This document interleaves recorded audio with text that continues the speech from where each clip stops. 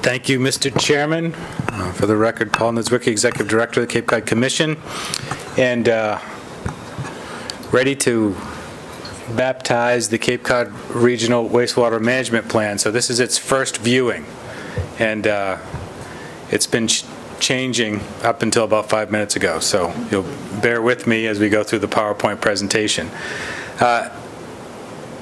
The most serious environmental threat facing the Cape right now is the degradation of our southern embayments and estuaries. Collectively, that's going to lead to the most expensive capital project the Cape will probably ever see. The Commission's role in this is to review those local comprehensive wastewater management plans as DRIs. So you've seen a few in the past, and you're going to see more in the future. We have worked with the Cape Cod Water Protection Collaborative and its Executive Director, Andrew Gottlieb, and several consultants that have worked for the collaborative to put together a regional wastewater management plan. And this is not a plan that is going to point out what kind of infrastructure, which particular technology we're going to use, where we're going to build a plant, where we need an effluent disposal site. This is meant to be a collection of all the data that we have to date and organizing it in a way that should make it easier for communities to plan for their wastewater future. So this is the beginning of that discussion. And so what you'll see out here enumerated are some broad principles. These principles ultimately will inform the way the Commission interacts with these comprehensive wastewater management plans. So the RWMP, yet another acronym that we've been working on.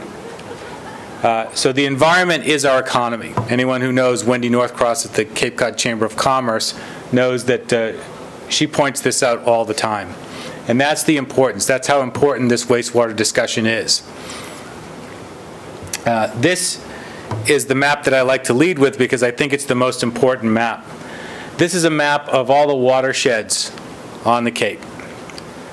46 of those watersheds, of the 105 total watersheds, 46 of them are nitrogen impaired, meaning we have to remove nitrogen from those watersheds in order to improve the water quality and the water bodies that they affect and discharge into. So this is the map of those 46 watersheds. And you'll notice that it's colored in blue and gray. Not really sort of an homage to the Civil War, but if you've been at any of the town meetings where they've debated wastewater, it might remind you of that. But those gray watersheds are those watersheds that are wholly contained within one municipality's jurisdiction. The blue watersheds are shared watersheds, shared by more than one town. And you'll notice that 3/4 of the map is blue. And so if we move forward with a plan that has 15 different towns and 15 different approaches, I'm quite certain we will have overbuilt the system. And that would be very unfair to taxpayers and also produce what I think may be a questionable environmental result. So the problem. The problem here is nutrients, which are nitrogen and phosphorus. Nitrogen being the limiting factor in marine ecosystems, and phosphorus being the limiting factor in freshwater systems. So phosphorus in ponds and lakes, and nitrogen in the ocean. And so you see, using the current methods of disposal, we continue to degrade our wastewater because Title V systems were never intended to deal with nutrients. Title V systems deal with pathogens, making sure that pathogens don't find their way into the drinking water supply. They do not deal with nutrients, not nitrogen and not phosphorus. So you can see that they continue to leach into our embayments. That's Falmouth Heights, recent photo. That's Waquoit Bay. So when we talk about the environment is the economy, this is what we're starting to run into. A potential economic dislocation because of the degradation of our southern embayments and estuaries. This is a map of the Mass Estuaries Project, the MEP project that most of you have probably heard of. This project, run by UMass Dartmouth and Dr. Brian Howes down there, is establishing total maximum daily loads for each of these nitrogen-impaired watersheds. And that will determine how much nitrogen we need to take out of that watershed in order to restore that water quality to those embayments. Those areas that are darker blue are areas where we have to remove more nitrogen. Those areas that are lighter blue, we have to remove less nitrogen. And many of those areas that are white are still watersheds that we are waiting for the final MEP reports on. So it's not that they're clean or in good shape. In fact, you can see dark blue and white there. That's East Wacoit Bay and West Wacoit Bay, and I can guarantee you West Wacoit Bay is going to have an issue, but the data hasn't issued in a final format on that watershed yet. So you can see the range of problems we have. Some of these watersheds will require 100% removal of the nitrogen. So when you're considering how you're going to do that, it means removing nitrogen from that watershed and probably discharging it in another watershed that can take more nitrogen than it has. These are the MEP coastal embayments. This is the watershed status map. So you can see in yellow those that have a completed TMDL, in those in the lighter blue, those that have pending MEP reports and TMDLs, and in the darker blue, there's an MEP report is not anticipated because in some of these watersheds they have a direct discharge and they're just not nutrient impaired. We don't have an issue there. So you can see the difference between the yellow and the blue.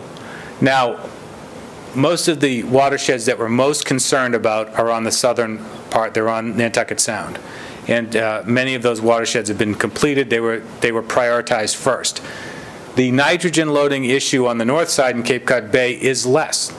The natural flushing of Cape Cod Bay, which has tidal swells from 6 to 8 feet, helps us move that out in a more natural way. Tidal swells in Nantucket Sound from 2 to 3 feet don't do that as much. Also, you'll notice the way the sort of geological moraine runs is basically down the Mid-Cape Highway.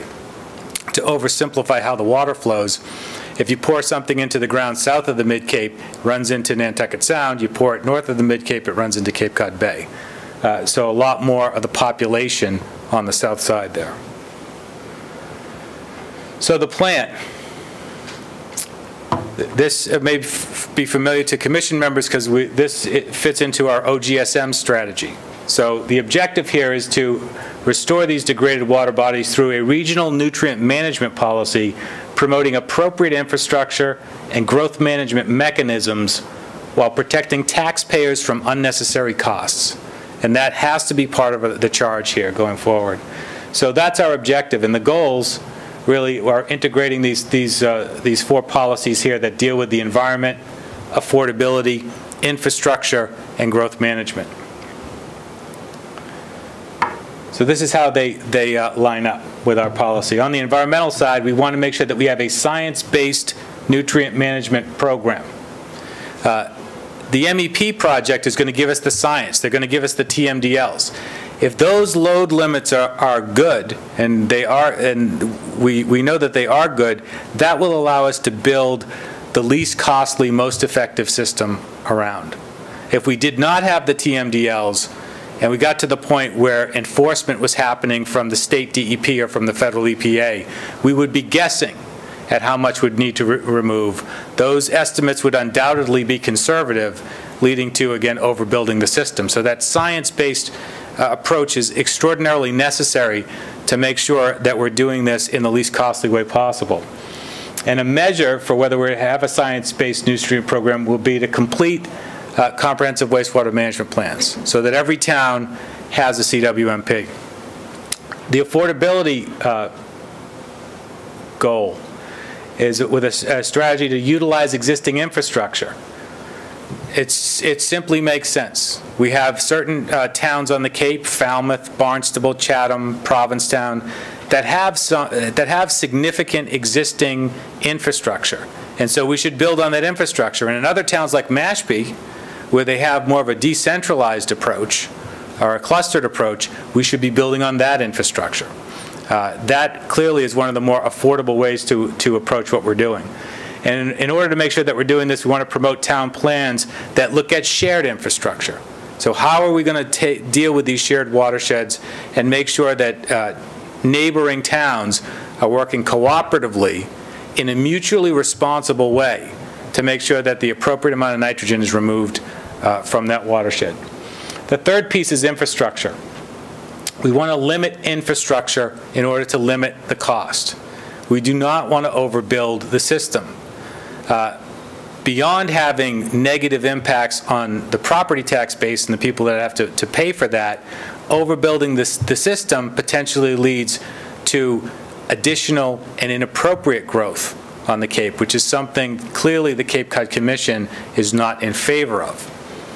So for the infrastructure strategies, we're looking for memorandum MOAs between towns for shared systems. You know, if you look at the work the Collaborative has done over the last 5 years, they've done an excellent job on education and outreach. They've done an excellent job even on the financing piece. The SRF, the State Revolving Loan Fund, was amended 2 years ago by Senator Rob O'Leary and the Senate President, who sponsored that change. And that made 0% loans available to those nutrient-challenged communities that wanted to come forward and do that. So in both education and outreach and on financing, the Water Protection Collaborative has been a success. Their third charge, pursuant to the ordinance that created them, really had to do with shared watersheds, shared infrastructure. And it's very difficult for a group of appointees, you know, solid volunteers, to be able to get into those policy-making discussions at that level. So recently, the county commissioners have suggested that towns appoint members of their chief elected boards to serve on that Water Protection Collaborative. They met for the first time this week, and this really is the evolution of the collaborative, and it's taking this wastewater discussion to the next level Cape-wide. And finally, growth management. As part of the State Revolving Loan Fund, in order to qualify, you have to have some flow-neutral regulations in place. Chatham has done this already. And so we'd like to see towns adopt some flow-neutral regulations. And the measure would be, we'd look at areas identified in our land use vision maps that have capacity to deal with these flow-neutral regulations. Flow-neutral is not a no-growth strategy. Flow neutral is looking at what your total flow is, your total existing Title V flow is town-wide, and then trying to allocate that to areas where you need it. So we can still accommodate housing, multifamily housing, affordable housing, and certainly can still accommodate economic development by transferring those flows into economic centers. So we're looking at growth management strategies there. But what you'll see as we go through the presentation, land use strategies, like the one that Brewster just did 6 months ago, are your least expensive way to deal with wastewater. If you don't allow the sprawl, if you don't allow growth in inappropriate places where you're going to have to really stretch out infrastructure that you can't afford, that's the way to keep these costs down going forward. We're already under tremendous pressure to build the infrastructure to accommodate the growth that's already here. Future growth is going to take a very bad problem and make it much, much worse. So other purposes of the regional plan would be to help qualify for the 0% state revolving loan funds I talked about, construction loans for identified flow-neutral communities, and to inform our DRI review of these comprehensive wastewater management plans. So that the next issue that we want to deal with is affordability. And I can't underestimate how important this is. If you've been to any of the town meetings, it's predictable the way this problem was going to go. Education, outreach, but when the solutions come in, they've got big numbers associated with them. So the first effort is always to challenge the science, and DEP has reviewed the science and found that the science is good science. The second step is to challenge the engineering surrounding the solution, and that's what we're seeing now. And we have to continue to prod through and answer every question as many times as it's asked. But affordability is an issue. We can't overbuild systems, and they have to be affordable for people. So This is a sign that was used last October in the town of Barnstable. And so this sign will be coming to a town near you pretty soon. These debates are going to be very heated and heavy when it comes to the cost of wastewater infrastructure expansion. So we have to keep the cost down. Some towns, like the town of Chatham, which really took an extraordinary step 10 years ago to start holding its debt service number level while it retired debt service, created capacity to handle their wastewater expansion inside the general tax levy. They've also qualified for some extraordinary grants, the U.S. Department of Agriculture grants and loan programs that are better than even the SRF funds that are available to everybody else. And even in the town of Chatham, there was a tremendous effort to derail the wastewater plan going forward at the last minute. So even with the best possible financing deal of all the 15 towns, there was significant opposition to that, and I don't expect that that is going to be any different in any of the other towns, especially in those towns that haven't acted with as much foresight over the last decade as the town of Chatham has. So overbuilding is expensive. You can see if we overbuild, you're going to wind up with new growth and additional costs. So we don't want to overbuild. We want to coordinate wastewater and land use planning in order to come up with the least costly alternatives. And that way, if we try to center and create some of these density centers consistent with our land use vision maps, consistent with our regional policy plan, we'll be able to keep those capital costs down. The smart growth is smart when it comes to sewers, because the financing of sewers and wastewater treatment collection systems is pretty simple. That's a lot of pipe to pay for. If you're looking at the collection costs, transport costs, that's a lot of pipe if these houses are spread apart. The way to keep costs down is to have as many users on as short a length of pipe as possible. That's why economic centers and some of the density that we've been trying to create works. And in those downtown centers, you can even have a different kind of development that is more vertical. Again, trying to keep those capital construction costs down as it relates, and this is not only true for wastewater infrastructure, it's also true on the transportation side. Another thing that we have to watch out for moving forward is the building footprints without Title V. What happens if you have a bunch of small lots now that are all on Title V systems and then you sewer them? What's going to happen to those structures, those buildings there? And as this chart points out, once you remove those Title V setback restrictions, you can actually get a lot more building on these lots, fairly significant increases. So we also need growth management land use regulations that account for that. So infrastructure.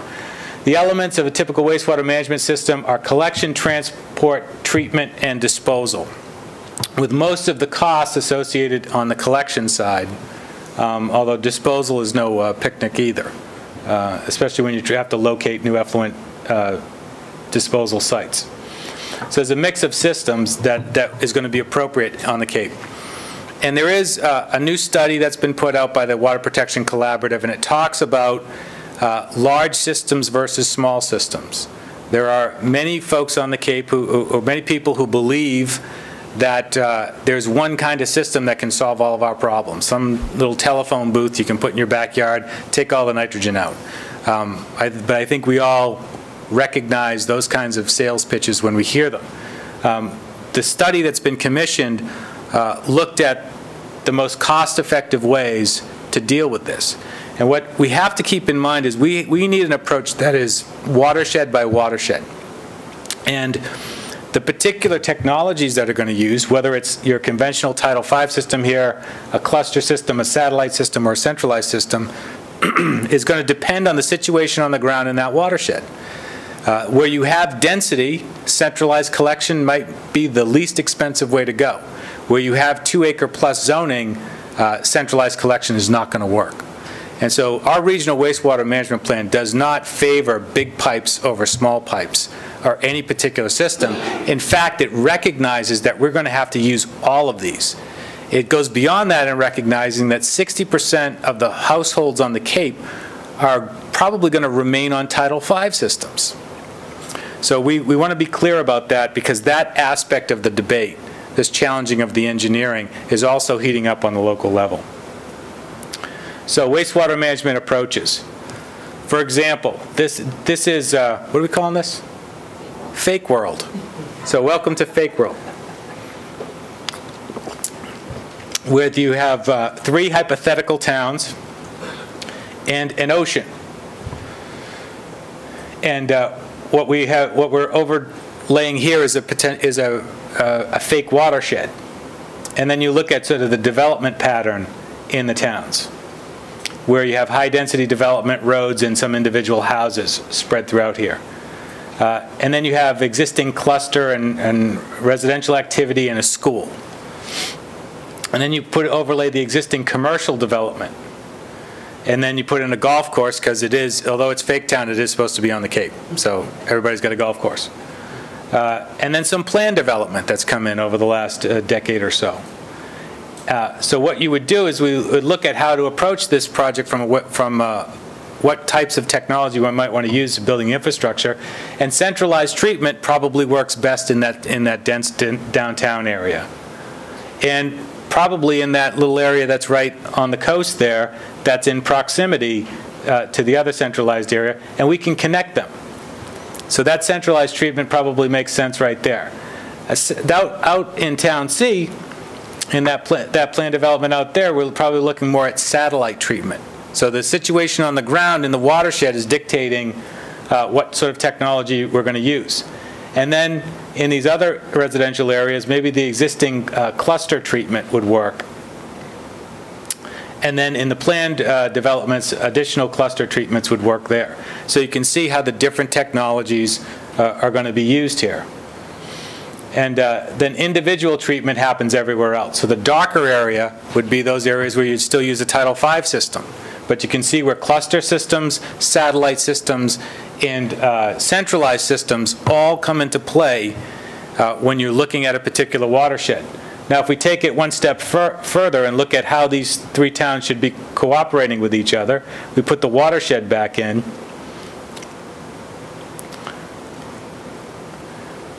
What we'd want to do in order to build the most efficient systems and the most effective system for cleaning up the watersheds is to relocate this particular disposal area outside the watershed, and it would get a major nitrogen credit. So you move it out of a nitrogen-impaired watershed into a watershed that can handle more nitrogen.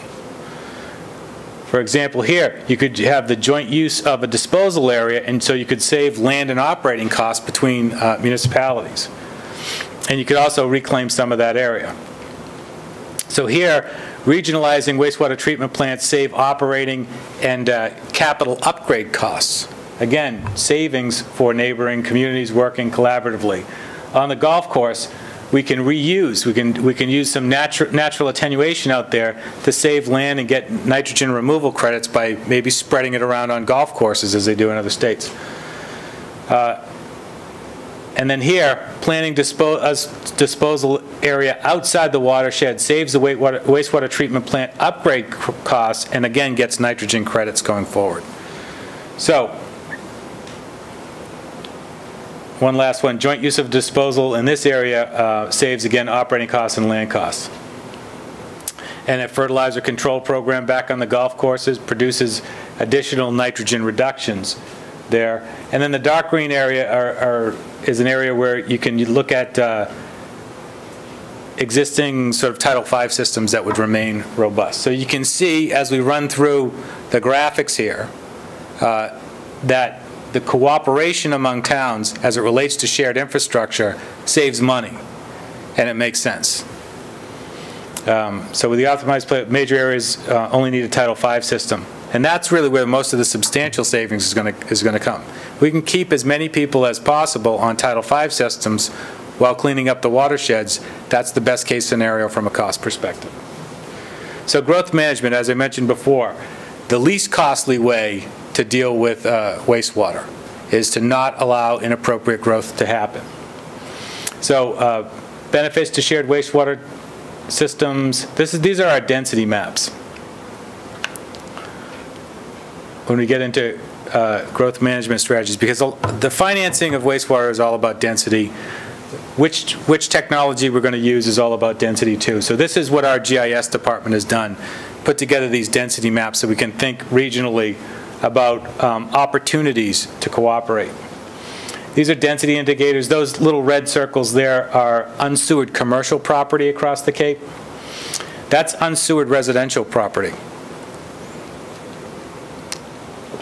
So you can see all of these, this map has been designed by taking parcels and getting centrally located dots in the middle of them and putting them together on one map. So that's unsewered residential. And those are sewered areas right there, if you can see those little red dots. So not a lot of sewering compared to the sort of the residential development that we have. And this is a regional density map. So instead of taking those parcels and putting a central dot in the middle of it and representing them that way, this actually took every square half mile? Quarter mile. Every square quarter mile of the Cape. And we counted up all the commercial and residential development in that quarter square mile. And as a function of the roadway associated with it, came up with a density indicator. So this gives us a different view of density on the Cape, but still not something that should look unfamiliar to anyone here. And then this is the regional density map with the watersheds overlaid. So it gives us a sense when we start thinking about how we're going to move forward with these watershed plans as to what kinds of options we're going to be dealing with in each one of the watersheds. And this is overlay. These colors are a little bit similar, but the little triangles there represent existing municipal treatment plants or septage plants. So unplanned growth and increased costs. If you have a community and there's no controlled growth, over a 20-year horizon, some of the build-out potential on the Cape is up to a 45% increase, just based on sort of the available land space that's out there. That would result in a dramatic increase in cost. We've estimated that the cost of the capital infrastructure necessary to remove enough nitrogen to restore these embayments at a $3 billion project. If the population increases by 45% over 20 years, you're talking about an additional $2 billion. So this is where the challenge becomes really imperative that we deal with it now. Because if we allow unplanned growth to continue, those costs are going to continue to escalate exponentially, and they will be borne by local property taxpayers unless there's some state or federal program that happens in the meanwhile. So in designated growth areas, there's very low cost to establish a policy that keeps the growth in those designated areas and doesn't require infrastructure to sprawl. So there's cost savings there.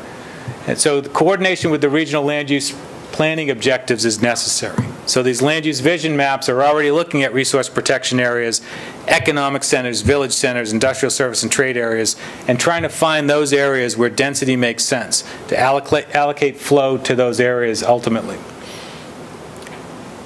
And finally, as it relates to infrastructure, when we come to the comprehensive wastewater management plans, again, sort of start ending this presentation where we began, because this is really your role, is when these CWMPs come in front of you as DRIs, we are going to have to keep these principles in mind, because we have to make sure that we are not over-engineering solutions, that we have shared approaches that are going to keep this affordable for property tax payers on the Cape.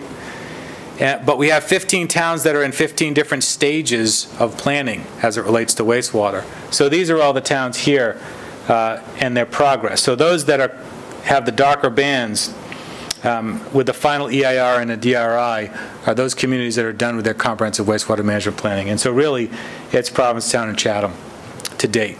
And everyone else is in some state ahead of that. So Orleans is right behind them. Mashpee has made some progress. Falmouth has made some progress. And almost everyone else has started. And even Sandwich and Wellfleet, which aren't reflected on that because they haven't filed anything officially, Wellfleet just voted $500,000 to start their comprehensive wastewater management plan. And Sandwich is waiting for some Textron money from the base in the tune of about $400,000 to begin their comprehensive wastewater management plan. So at that point, it leaves Truro as the only one who hasn't started yet. But this is important planning process. This is how we're going to measure progress going forward. And it's important for you to know this is our regional approach, which isn't to support big pipes or small pipes or any particular technology, but a common sense watershed management approach to fix the problem with the least possible cost to taxpayers.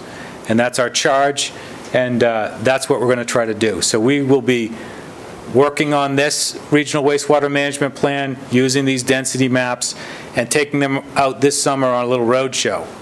And I think instead of going to boards of selectmen and planning boards, because I think they're sick of seeing me anyway, what I'd like to do is to start to have watershed meetings so that we can meet to discuss these issues as watersheds and not municipalities. So that's a new challenge for us. It's a very aggressive thing to propose, but we're committed to the process and to go out there and have these meetings to build some consensus that this is a problem we need to deal with. Because I have to impress upon everyone here that we've known about this for a long time. Some communities have taken steps up front and some have not. I think our time is running out. I think our time to solve this problem on our terms is coming nearer to the end. And so we have to get serious about doing the planning and having plans that other people, objective people, whether they are state regulators, federal regulators, or judges, are going to accept as good planning going forward. So that is the first pass at the Regional Wastewater Management Plan. Take any suggestions and comments on how we might be able to improve that or make that a little bit more straightforward. But that's what the staff has been hard at work on for a number of months now, and so we can't wait to take it on the road. So I would take any questions at this point. I have a couple of questions. First of all, congratulations, and I commend everyone who has worked on this on the commission, and it's a lot of work, and it's a great product and very clear, and I think will help everyone understand the issue in a better way. You were saying that the Title V systems, it looked like there was a lot of land there. That's about 60% of the Cape is on Title V, of that picture that would be sort of not touched by this plan, or? Yeah, all the Cape's under Title V right now, and I would say with the existing systems that are in place, probably no more than 10% of the Cape right now is currently serviced by any sort of centralized collection system. 85% on-site. Yeah, it's 85% on-site. So 85% on-site removal now, 15% centralized collection. Do we have an idea? I mean, I know that it looks like a lot of land in those houses are more sporadically placed because as they are out in Wellfleet or they're away from infrastructure. But do we have an idea of how many homes that is, or? There are 150,000 homes on Cape Cod. So 4,800 is sewer. Yeah, about 4,800 are Seward. Okay. And we need a lot more than that. Yeah, we need to go from sort of treatment. we need to go from 15% to probably 40%. Okay. In order to remove that. And if you do it in denser areas first, which happen to be in the more problematic watersheds anyway, then you can get to that number more quickly and less expensively than other alternatives.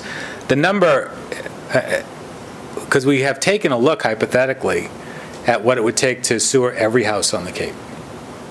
And that's $8 billion. So we can't do that. No. And we can't, that's not going to work. And even a $3 billion number on the backs of 237,000 year-round residents is an extraordinary cost. It's more than it costs the average homeowner in the greater Boston area when they went to the Boston Harbor cleanup. And so we don't have infrastructure. We've got to build the infrastructure that we have. We have to find different ways. We have to be smart. We don't want to sewer or collect centrally any more than we have to. And we want to use, whether they are smaller collection systems or larger collection systems or innovative and alternative systems, we need to use them all in order to make sure that we can afford this plan. So if we can have towns come forward, our watershed committees come forward with plans before another 8 years, we would be able to... It's not going to be 8 years. I mean, we're lucky if we have 8 months. No, I understand that, but I mean, if we can get this going, I mean, there are, low-interest funds, and that could be spread out, that cost, that $3 million cost would be spread out over 50 years. Is that correct on that loan? It's a little bit more complicated than to say it's $3 billion over 50 years. There are certain aspects of the collection system that you probably could bond over 50 years, but some aspects of it you couldn't bond for more than 30, and some that you might not want to bond for more than 20. Okay. Depending on the life of the asset. Okay. And I do love the idea of bringing people together around watersheds as meetings and committees as opposed to town by town. So. Well, you're welcome to join me, but that's 46 meetings. I'll attend one or two at least. Paul, as far as the shared infrastructure, how do we allocate cost? How do you allocate costs for shared infrastructure? There are probably a couple of different ways you can do it. I mean, you can try to allocate how much nitrogen each community is introducing into the watershed. That's not as difficult as it sounds. And so, these memorandums of agreement or understanding between towns would probably look at that. The other thing you could do is you could agree to create an intermunicipal enterprise account that would actually operate these systems. And so the ratepayers wouldn't be paying to any particular municipality. They'd be paying to the enterprise account that ran this one facility. I think that's probably the most efficient way to go. That way, if you're using the system, you're paying the person who's operating it. But that's more on the operation and maintenance side. You still have sort of the capital construction cost piece, which without some help from the state or the federal government is going to be difficult for anybody to swallow.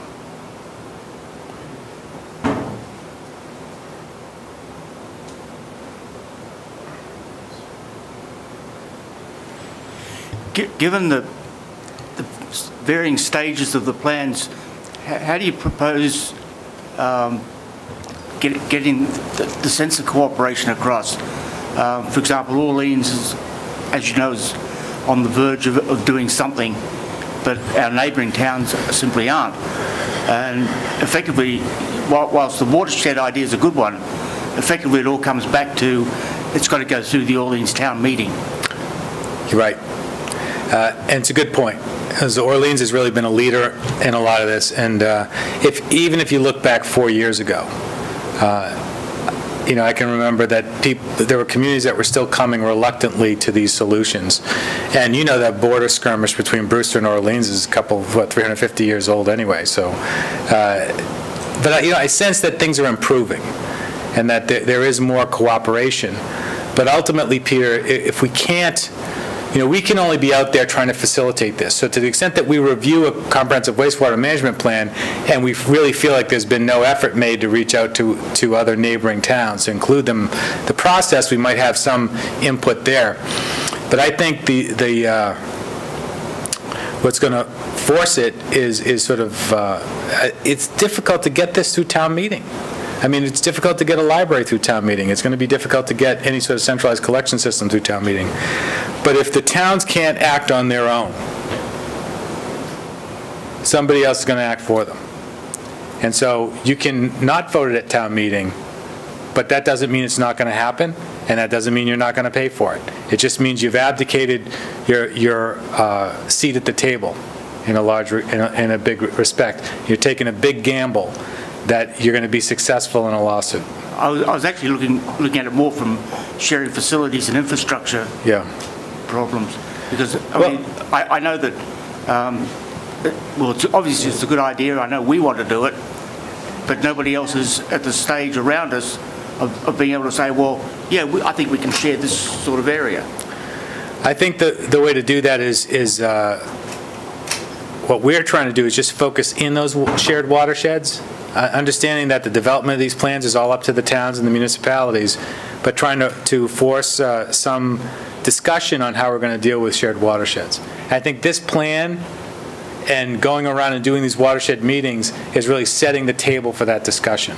So that's, that's what our trademark, I think, has been for the last, 2.5 years, is to try to get out there, spark the discussion, and facilitate cooperation between towns. So we're going to continue to try to work hard to do that. And I think the Regional Wastewater Management Plan is the beginning of that effort. So beyond that, the Commission's not in a position to mandate unless you got to the point where you decided as a Commission that you were not going to adopt any comprehensive wastewater management plans that didn't have agreements on shared watersheds.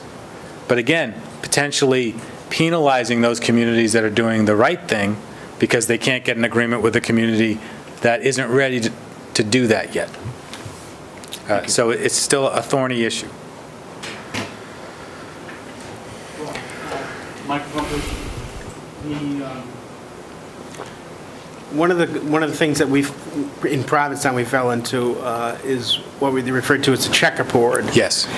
And I must alert others that the checkerboard is not the way to go. And I say this because of the cost.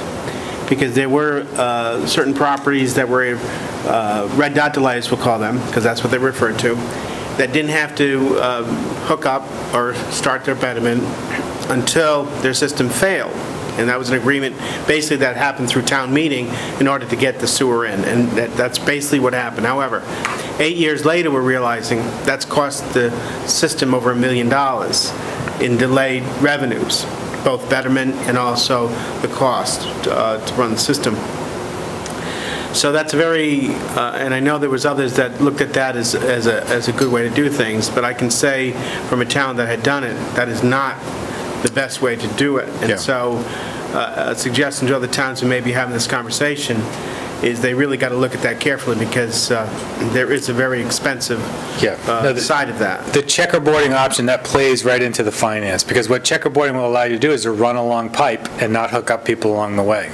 And that is going to impact your costs fairly dramatically over a period of time. There are potential scenarios where checkerboarding might be necessary if you've got existing fairly hefty infrastructure and then you've got a very environmentally sensitive area that needs to be hooked up quickly. You might be able to justify running a pipe down in order to hook up one neighborhood quickly, but if you're using checkerboarding because you want to give people the option of whether they want to hook up or not, or even, as Austin pointed out, people that might have recently replaced their Title V system and don't want to hook up, ultimately that is not a good financial decision, although it might be a good political decision. So I think we are fortunate on the Cape to have communities like Provincetown that have done this. And so we need to all look to those communities that are towards the end of the process for lessons learned on the mistakes really not to make in the other communities that have a plan that's going forward. And the other point I'll make is the groundwater level of the Title V systems.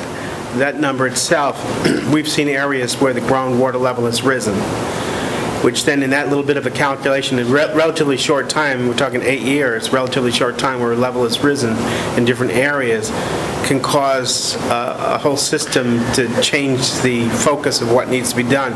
And I guess my question to you and to the others is, are we looking, and also with the state, at the groundwater level that it seems to be in areas rising?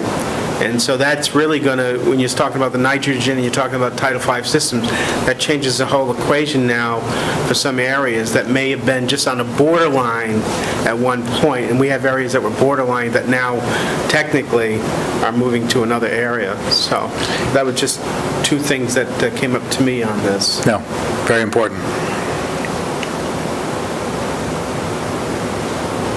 Ms. O'Keefe. Yeah, she was Thank you, Mr. Chairman. Some of my comments may or may not be apropos, and I look to your guidance on that. I liked your presentation a lot. I always speak, and Patty's here, I always speak about the residents and the tourists. And when you talk about, I'm going to look down some of my notes, when you talk about regional density, it changes because of the influx of tourists. When you look at 237,000 homes that you said, that money that's spread out before them is, how can it be funded by just property owners? And that's a concern. So when we live in a wonderful community of 15 towns, and everyone comes over the bridge or comes by boat or gets here any way they can. And I think because they're able to come to our communities, whichever they are, and enjoy it, that I'm not too sure that there may or may not be federal funding that helps, because it certainly isn't fair for 15 communities to pick up where the problem is exacerbated because of the influx of tourists, whatever that number may be. So I'm looking to find a way of financing that density that you talk about, financing density from a federal level that says Cape Cod is precious to the United States, and that nationally everyone from every state comes here and has given us this problem. And so I think they should be part of the solution. And even if you're, whether you're a permanent resident that we are lucky to be on this committee, or those that may have it as a second home, they have a double burden, particularly if they're in that MWRA little round number of 26 communities, which is scary. And I saw with your financing that I'm almost afraid that, the ratepayers would pay less if there is federal funding, or certainly federal building or capital expenditure. I don't know if that's apropos, whether that was discussed, but I certainly think that from, an advocacy or explaining the plight of where Cape Cod is now, and have that nationally or on the federal level, and find if there's a way for that money to help us solve the problem that was created by many, and not leave it regionally. I can testify, having owned property no longer in the MWRA district, that whether it was water and sewer or just sewer alone, that the ratepayers there are probably now spending more for water and sewer than they are for property tax. And I think we have to be cognizant that that is not where any of us want the cleanup. Well, no, I don't want to use cleanup. The fixing of the problem comes back to that kind of an enormous burden. No. And I'm going to add one other thing, is that I think that in the growth we saw, the last time I was there, we saw Forestdale Village, and Forestdale Village has incorporated in the building and the financing of that project a way to ensure that they are not part of the problem, but they have solved a problem and will build under that guideline. Well, I would make a couple comments back. The first is that the federal government has been out of the financing of capital wastewater infrastructure since the Reagan administration. And I don't think they've got any intention of getting back in anytime soon. So that sort of devolves to the state and to the localities, and that leaves us holding the bag. If you look at the Barnstable wastewater treatment plant, that was one of the last plants that was built when there was still federal money available. The capital construction costs for that plant were covered 95% by the federal government, with an additional 3% from the state. So that was a good deal, and they were the last one to get it. As a matter of fact, while they were applying for the grant, Boston was applying for a waiver to secondary treatment, which they ultimately didn't get, and then they couldn't get the grants, and now you have the MWRA. And so I think there are several lessons to learn from that. One is that you can't wait, because postponing this problem isn't going to make it any less expensive for anybody. As it relates to sort of the seasonal residents, there's a difference. There are 237,000 residents and 150,000 households, roughly, approximately, on the Cape. if you look at transportation funding, for example, transportation funds that come to the Cape are built on a formula that only takes into account the 237,000 year-round residents. They don't account for the 100% expansion that we see when the population swells to 2 and 3 times that in the summer. So that is not a fair funding formula. On the wastewater side, there's kind of an advantage, because if you are a second homeowner here, you're paying property taxes. Those property taxes are going to go to fund some of these projects, and you're going to have to pay a betterment, and you're going to have to hook up if your house is there. So there's a potential advantage there on the capital construction cost side. Where there's a disadvantage, and this is what the towns have to manage with their individual plans, is on the operation and management side. Because these wastewater treatment, these centralized collection systems are based on a constant flow. And we've seen problems even where you have school systems that aren't discharging in the summer but are discharging during the 9-month school year, and you get problems maintaining and getting good operation and good results from those sort of wastewater treatment plants. So yeah, the seasonal nature of the economy will definitely impact the capital construction costs and the way that we're going to operate and maintain these systems going forward.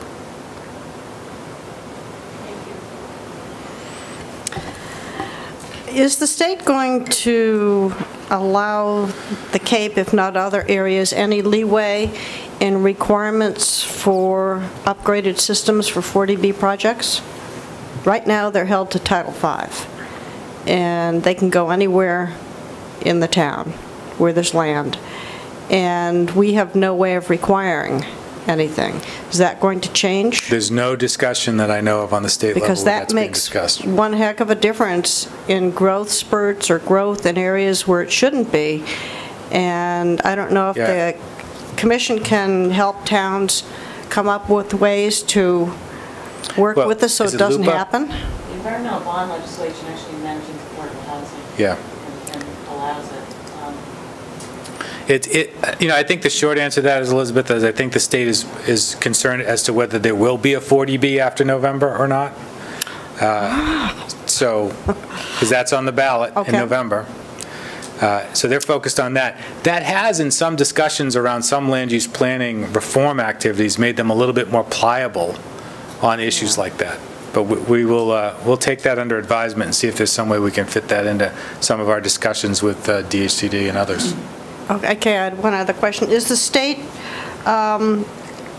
becoming more open to alternative systems?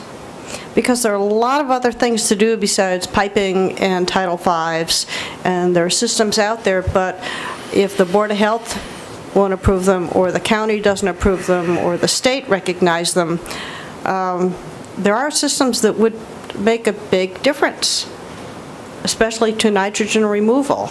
And they're not Title V, necessarily Title V systems. Is the state even considering these? There's no official change in policy from the state. And that means the state has always favored conventional systems over newer systems. And the reason why they do that is that there have been sort of experimental programs in the past, but if you allow them to go forward and then they don't succeed, you still have to mitigate the environmental impacts of that disaster. So you're going to wind up charging people twice to try the unconventional approach and then to install a conventional approach if it doesn't work. And I think the real conservative nature of DEP when it comes to these issues really in some instances does go to cost. Because at least those conventional methods they know work and they know what the costs associated with those are. I think this is probably an internal debate at DEP now, and I'm sure that as we go through this process, if we find in a watershed by watershed based approach that IA systems might work in a particular area, I think that they would be open to having some of those discussions. But a lot of those systems are not permitted by the state, so they're not systems that most people are going to consider. There are a couple of systems that we've tried down here. The County Health Department with George Hoyfelter runs one of the best innovative alternative testing facilities at the Mass Military Reservation in the country.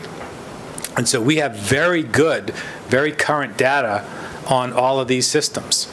And I think that the results from that facility on particular technologies will allow us to be more flexible in the kind of the systems that we can approve or ask DEP to approve going forward. So I think there's some flexibility, but I would not hold out hope that there is any sort of new technology out there that is going to significantly decrease the capital costs to ratepayers for the construction of collection systems, whether they're large collection systems or small collection systems. It just I haven't seen it yet, but we're open to those suggestions.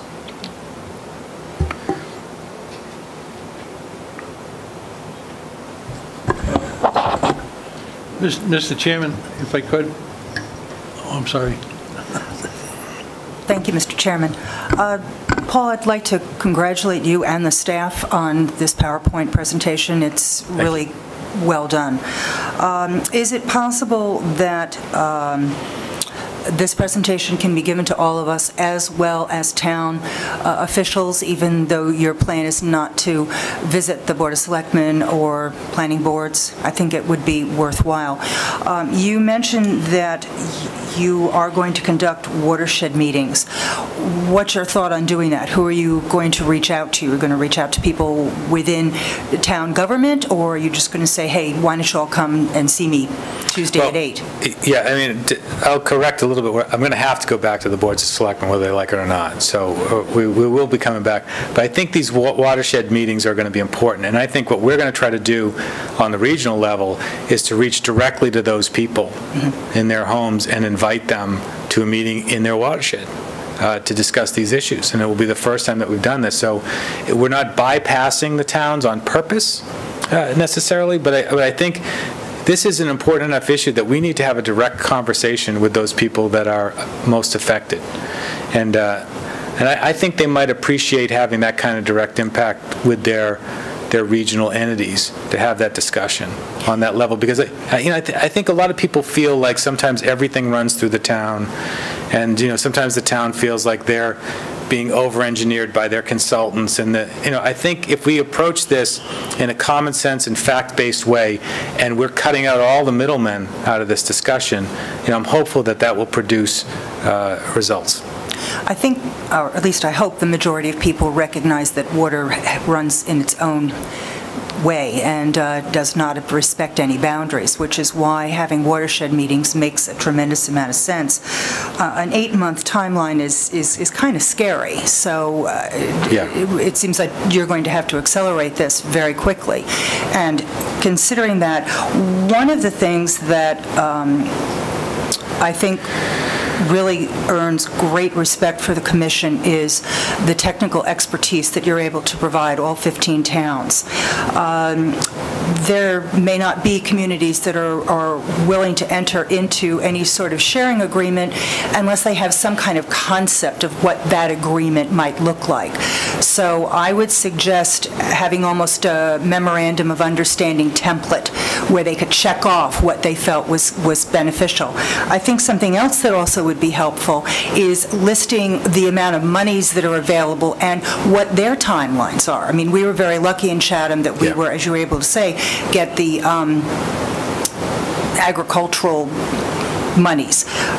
Who knew that was going to happen? Right. That may happen again in another 18 months, but right now maybe Joe Blow's got money and that expires in 3 years. I think that kind of information will also help to create the conversation, and I also would suggest that you start almost a marketing campaign, that you sit down with the Times, the Register, all the papers, and let them know what it is you're looking to accomplish, so that they can become partners in a way, at least getting the word out and explaining what is a watershed and why it's important to the guy on the left, the guy on the right, and the guy in the middle. Right. So those are some of the things that I would certainly suggest for you to do. Thank you. Great plan. Thank you.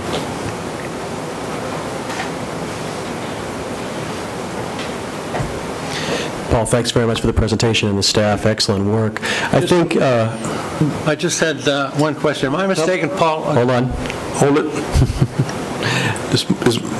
I think the most enlightening part of the plan that you shared, and I hear the residents of Andy Gottlieb was trying to share with us at the Cape Cod Council's and Selectmen's meetings, that there's a diversity of solutions to the problem. Absolutely. And that has to be the way it has to be looked at, that many of the debates revolving around which one of the particular types of engineering is the way to go. That flatly is not the answer for every solution, that we have a myriad of geographical, economic, environmental circumstances in each area of the 15 towns, and that it's this hybrid approach utilizing the various types of the centralized, the satellite, the cluster, the Title V, utilizing a combination of all of those types of systems. I guess that what every town will have to struggle around is finding out which is the right mix for them and which is the right mix for their particular watershed. I was particularly intrigued by looking at the map and looking at all of the 14 watersheds that run through my town in Bourne, all originate elsewhere. So despite whatever our efforts may be in Bourne to work with our watershed, if our neighbors aren't also cooperating with us, it's almost all for naught. So I think it goes right to the heart of the crucial nature of the regional approach. Absolutely. There's no one magic bullet. There's no panacea. There's no one-size-fits-all approach that's going to solve these problems, and that's just common sense.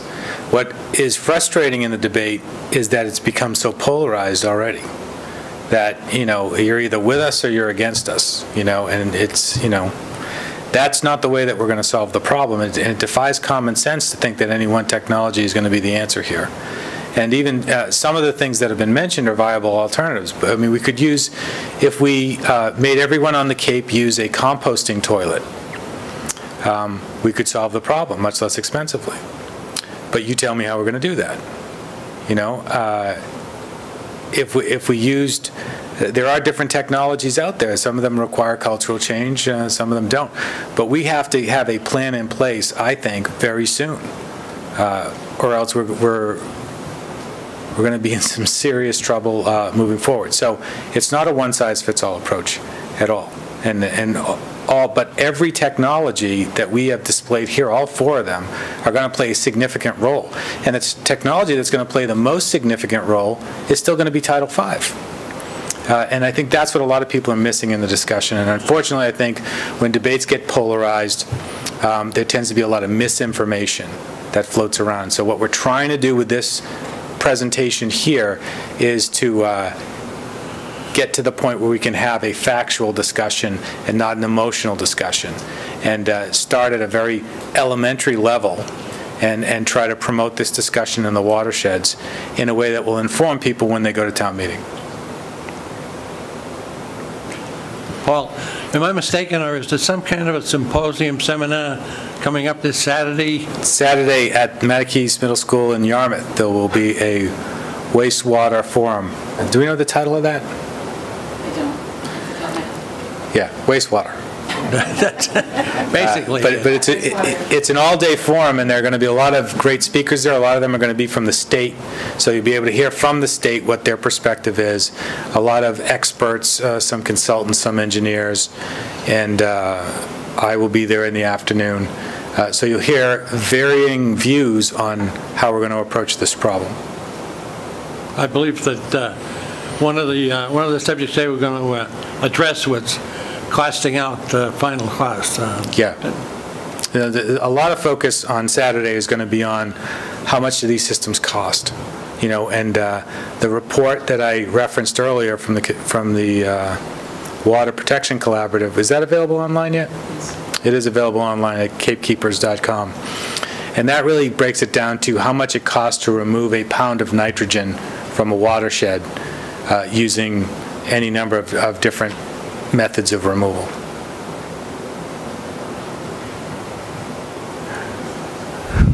I suppose, excuse me, you're looking for an endorsement. Well, this was more of a show and tell kind of thing. Yes, I understand, but is that it? I just tell you to sit down and we move on to the next thing? Because I think that the presentation you made is really outstanding, and I've got a couple hundred questions, but I would like to I'll wait as it go on. Okay. Because I think you have one tremendous task to get everybody looking in the same direction at a problem that is affecting all of us rather profoundly. I think it's the biggest challenge that I've faced in my time here. Yeah, So- I would certainly agree. So what are you seeking from us? An endorsement would be great. Yeah, okay, so, I move we endorse it, Mr. Chairman. okay. Second. It's been moved and seconded that we endorse this presentation. All those in favor? Any opposition may leave the room. Thank you.